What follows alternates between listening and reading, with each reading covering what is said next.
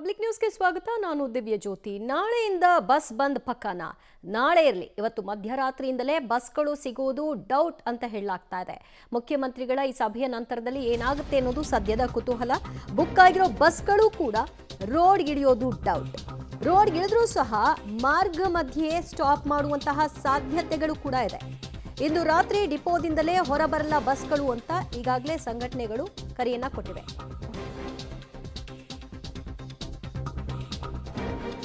ನಾಳೆಯಿಂದ ಬಸ್ ಬಂದ್ ಪಕ್ಕಾನ? ಹಾಗಾದ್ರೆ ನಾಳೆಯಿಂದಲ್ಲ, ಇಂದು ರಾತ್ರಿಯಿಂದಲೇ ಸಿಗಲ್ವಾ ಬಸ್ಗಳನ್ನ ಇಂದು ರಾತ್ರಿಯಿಂದಲೇ ಸ್ಥಗಿತ ಮಾಡಲಾಗುತ್ತಾ?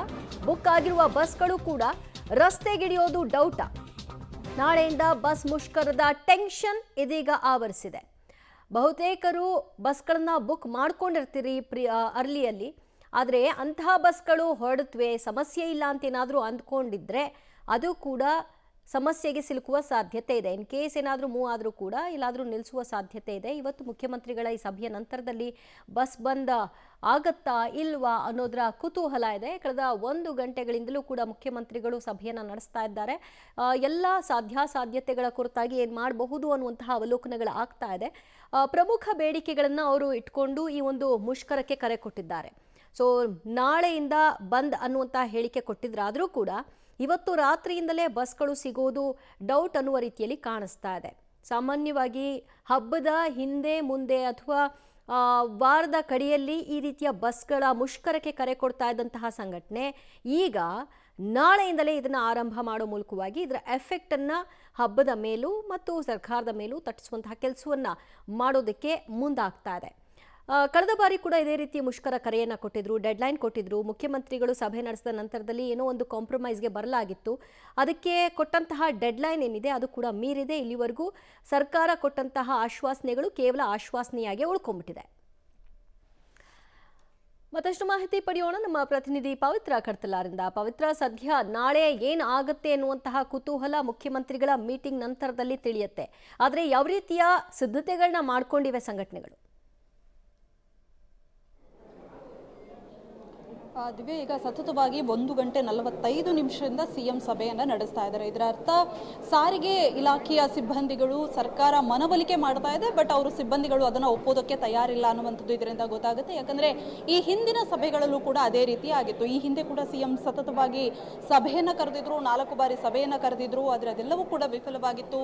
ಇದರ ಬೆನ್ನಲ್ಲೇ ಕಾರ್ಮಿಕ ಇಲಾಖೆಯ ಆಯುಕ್ತರು ಕೂಡ ಸಭೆಯನ್ನು ಕರೆದಿದ್ರು, ಆದರೆ ಮನವೊಲಿಕೆಗೆ ಅವರು ತಯಾರಿರಲಿಲ್ಲ. ಇತ್ತ ಸರ್ಕಾರ ಕೂಡ ಅಷ್ಟೇ ಅವರ ವೇತನ ಹೆಚ್ಚಳ ಏನಿದೆ ಅದು 2027ಕ್ಕೆ ನಾವು ಮಾಡ್ತೀವಿ ಅನ್ನುವಂತಹ ಒಂದು ನಿರ್ಧಾರಕ್ಕೆ ಬಂದಿದೆ. ಅದರ ಜೊತೆಗೆ ವೇತನ ಹಿಂಬಾಕಿಯನ್ನು ನಾವು ಪಾವತಿ ಮಾಡೋದಕ್ಕೆ ಒಂದಿಷ್ಟು ನಿಯಮಾವಳಿಗಳು ಅಡ್ಡಿ ಬರುತ್ತೆ, ಅದನ್ನು ಕೂಡ ಮಾಡೋದಕ್ಕೆ ಸಾಧ್ಯವೇ ಇಲ್ಲ ಅನ್ನುವಂಥದ್ದು. ಅಂದ್ರೆ ನಾವು ಕೊಡೋದಕ್ಕೆ ಏನು ಇಲ್ಲ ಉಳಿದಿಲ್ಲ ನಿಮಗೆ ಅನ್ನುವಂತಹ ನಿಲುವಿಗೆ ಸರ್ಕಾರವೂ ಕೂಡ ಬಂದಿದೆ. ಆದರೆ ಅದನ್ನು ಒಪ್ಪೋದಕ್ಕೆ ಸಾರಿಗೆ ಇಲಾಖೆ ಸಿದ್ಧವಾಗಿಲ್ಲ. ಸೊ ಹೀಗಾಗಿ ಒಂದು ಸಂಘಟನೆಗಳ ಮಧ್ಯೆ ಹಾಗೂ ಸರ್ಕಾರದ ಮಧ್ಯ ಅಂದ್ರೆ ವಾಗ್ವಾದಗಳೇ ನಡೀತಾ ಇದೆ. ಸೊ ಹಾಗಾಗಿ ಇನ್ನೂ ಕೂಡ ಸತತವಾಗಿ ಸಭೆ ನಡೀತಾ ಇದೆ. ಸೊ ಹಾಗಾಗಿ ಏನಾಗುತ್ತೆ, ಯಾವ ರೀತಿ ಸಂಧಾನ ಸೂತ್ರವನ್ನ ಸಿಎಂ ಮುಂದಿಡ್ತಾರೆ ಅನ್ನುವಂಥದ್ದು ಈಗ ಸದ್ಯದ ಮಟ್ಟಿಗಿರುವಂತಹ ಪ್ರಶ್ನೆ. ಇನ್ನೊಂದು ಕಡೆ ಸರ್ಕಾರ ಕೂಡ ಖಾಸಗಿ ಸಾರಿಗೆ ಬಸ್ ಮಾಲೀಕರ ಜೊತೆಗೆ ಸಭೆಯನ್ನು ನಡೆಸಿದೆ. ಸುಮಾರು 10,000 ಬಸ್ಗಳನ್ನ ಕೊಡೋದಕ್ಕೆ ಅವರು ಕೂಡ ತಯಾರಾಗಿ ನಿಂತಿದ್ದಾರೆ. ಆದರೆ ಇದು ಸಾಕಾಗೋದಿಲ್ಲ. ಯಾಕಂದ್ರೆ ಕರ್ನಾಟಕ ರಾಜ್ಯಾದ್ಯಂತ BMTC ಸೇರಿದಂತೆ ಈಗ KSRTC 4 ನಿಗಮಗಳ ಸುಮಾರು 23,000 ರಿಂದ 24,000 ಬಸ್ಗಳಿದಾವೆ. ಸೊ ಹಾಗಾಗಿ ಇದು ಸಾಲೋದಿಲ್ಲ. ಇವೆಲ್ಲ ಕಾರಣಗಳಿಂದಾಗಿ ಇವತ್ತಿನ ಸಭೆಯಲ್ಲಿ ಏನಾಗುತ್ತೆ ಏನು ಅನ್ನುವಂಥದ್ದು ನೋಡಬೇಕು. ಯಾಕಂದ್ರೆ ಬಸ್ ಬಂದ್ ಆಗಿದ್ದೇ ಆದ್ರೆ ಅದು ಜನಜೀವನದ ಮೇಲೆ ದೊಡ್ಡ ಮಟ್ಟದ ಪರಿಣಾಮ ಬೀರುತ್ತೆ, ಜೊತೆಗೆ ಸರ್ಕಾರಕ್ಕೂ ಕೂಡ ಅದು ಕಪ್ಪು ಚುಕ್ಕೆಯಾಗಿ ಪರಿಣಮಿಸುತ್ತೆ. ಸೊ ಹಾಗಾಗಿ ಸರ್ಕಾರ ಮನವೊಲಿಕೆಗೆ ನಿರಂತರವಾಗಿ ಪ್ರಯತ್ನವನ್ನ ಮಾಡ್ತಾ ಇದೆ. ಈಗ ಈ ಸಂಘಟನೆಯ ಸಭೆ ಮುಗಿದ ಬಳಿಕ ಇನ್ನೊಂದು ಸಾರಿಗೆ ಇಲಾಖೆಯ ಸಂಘಟನೆಗಳ ಸಭೆಯನ್ನ ಕೂಡ ಕರೆದಿದ್ದಾರೆ. ಸೊ ಅದು ಕೂಡ ಇನ್ನೇನು ಬಹುಶಃ ಈ ಸಭೆ ಮುಗಿದ ಬಳಿಕ ಅದು ಕೂಡ ಆರಂಭವಾಗುತ್ತೆ. ಸೊ ಹಾಗಾಗಿ ಸರ್ಕಾರ ಯಾವ ರೀತಿ ಮನವೊಲಿಕೆ ಮಾಡುತ್ತೆ, ಜೊತೆಗೆ ಕಾಯ್ದೆಯನ್ನ ಮೀರಿ ಅವರಿಗೆ ಹಿಂಬಾಕಿಯನ್ನ ಕೊಡುವಂತದ್ದಾಗ್ಲಿ ಅಥವಾ ವೇತನ ಹೆಚ್ಚಳವನ್ನ ಮಾಡುವಂತಹ ಅನೌನ್ಸ್ಮೆಂಟ್ ಏನಾದರೂ ಮಾಡುತ್ತಾ ಏನು ಅನ್ನುವಂಥದ್ದು ನೋಡಬೇಕು. ಜೊತೆಗೆ ಆರ್ಥಿಕ ಸಂಕಷ್ಟದಲ್ಲಿ ಸರ್ಕಾರವೂ ಕೂಡ ಇದೆ. ಹಾಗಾಗಿ ಈ ಮಾತುಕತೆ ಏನಿದೆ ಕಂಪ್ಲೀಟ್ ಆಗಿ ಸರ್ಕಾರವನ್ನ ಇಕ್ಕಟ್ಟಿನ ಪರಿಸ್ಥಿತಿಯಲ್ಲಿ ಸಿಲುಕಿಸುವಂತಹ ಮಾತುಕತೆಯ ರೀತಿಯಲ್ಲಿ ಇದೆ. ದಿವ್ಯಾ, ಪವಿತ್ರ, ಈಗ ಸರ್ಕಾರದ ಪ್ಲಾನ್ ಬಿ ನಡೆ ಅಂದ್ರೆ ಖಾಸಗಿ ಬಸ್ಗಳ ಜೊತೆಗೆ ಮಾತುಕತೆ ನಡೆಸ್ತಾ ಇರೋದನ್ನ ಗಮನಿಸ್ತಾ ಇದ್ರೆ ಇವತ್ತಿನ ಈ ಮೀಟಿಂಗ್ನಲ್ಲಿ ಬೇಡಿಕೆ ಈಡೇರಿಕೆಗಿಂತ ಮನವೊಲಿಕೆ ಪ್ರಯತ್ನಕ್ಕೆ ಹೆಚ್ಚು ಹೋಗೋ ರೀತಿಯಲ್ಲಿ ಕಾಣಿಸ್ತಾ ಇದೆ ಅಲ್ವಾ?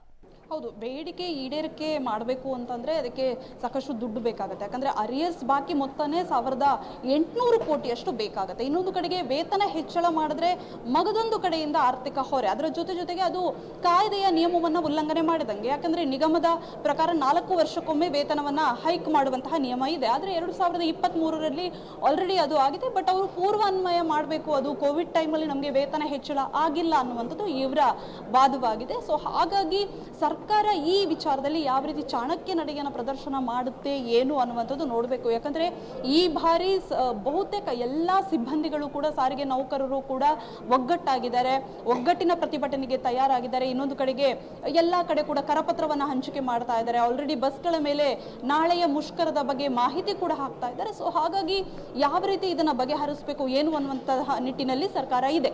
ಇನ್ನೊಂದು ಕಡೆಗೆ ಯಾವ ರೀತಿ ಅಂದ್ರೆ ಎಸ್ಮವನ್ನ ಜಾರಿ ಮಾಡ್ತೀವಿ ಅಂತ ಸರ್ಕಾರ ಹೊರಟಿದೆ. ಈಗಾಗಲೇ ಅದಕ್ಕೆ ಸುತ್ತೋಲೆಯನ್ನ ಕೂಡ ಹೊರಡಿಸಿದೆ.